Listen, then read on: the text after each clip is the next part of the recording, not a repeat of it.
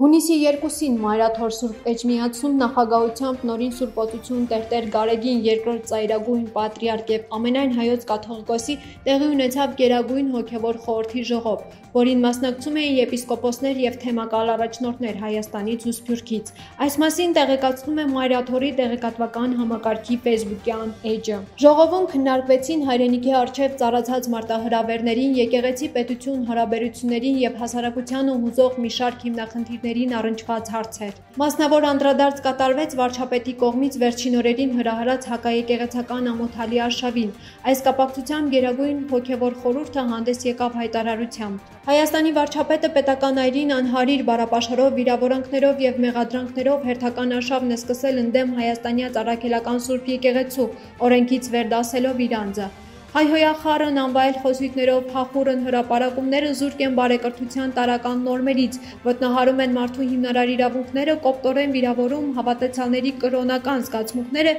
եւ սքողվում կեղծ սրտացավության հիմնավորումներով։ Եկեղեցամարտ այս կեցվածքը ակնհայտորեն թելադրված է քաղաքական նպատակներով եւ փորձ է նսեմացնելու ազգային կյանքում եւ միջազգային շրջանակներում հարգանք վայելող հայոց եկեղեցու եւ եկեղեցականաց հեղինականությունը, լրացնելու եկեղեցու ձայնը եւ նվազեցնելու նրա հանրային ազդեցությունը։ Կառավարության ղեկավարի հակաեկեղեցական պահվածքը ազգային արժեքների եւ եկեղեցու դեմ նախաձեռնած գործընթացները հղի են կործանարար հետևանքներով եւ սպառնալիք են հայոց պետականությանը, մեր ժողովրդի միաբանությանը թե հայրենիքում եւ թե Սփյուռքում։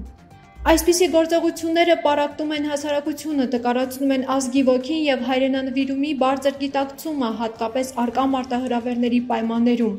Նման դատապարտելի ձեռնարկումները սպասարկում են արտաքին հայատյաց ուժերի նկրտումները, որոշակիորեն կապակցվելով ադրբեջանական քարոզչամեքենայի կողմից հայ ժողովրդի եւ հայ եկեղեցուն ուղղված զրպարտությունների եւ կեղծ մեղադրանքների հետ։ Հայոց եկեղեցին գիտակից իր հանձնառություններին անշեղորեն շարունակել է հոգեպրչական եւ ազգապահպանական առաքելությունը, ընդդիմանալով ազգավնաս եւ կործանարար ընթացքներին եւ մշտապես հետամուտ լինելով պետության եւ ազգի գերակաշահերի մեր սրբազան արժեքների պաշտպանությանը։ Եկեղեցու հարցերը լուծվում են եկեղեցական կարգերի ու կանոնների համաձայն եւ դուրս են պետական եւ քաղաքական գործիչների իրավասությունից։ Հայաստանյաց առաքելական Սուրբ եկեղեցին մեկ ամբողջություն է իր հավատացյալ զավակներով եւ զինվորագրալ հոգեվարականներով, ի գլուխ ունենալով ազգընտիր ամենայն հայոց հայրապետին։ Կոչ ենք ուղղում իրավասու պետական մարմիններին կասեցնել վարչապետի եւ անօրինական եւ անհեռատես քաղաքականությունը։ Հարկ չկա եկեղեցին ներքաշելու արհեստական օրակարգերի մեջ եւ մղելու հակադարձման գործողությունների։ Այս նոր փորձության հանդիպման հորդորում ենք մեր Սուրբ եկեղեցու հավատավոր զավակներին լինել միաբան, միասնական առ հայրենին ու Սուրբ եկեղեցին հավատարմությամբ ու զորեղ հավատքով հաղթահարել մեր ժողովրդի առջև ծառացած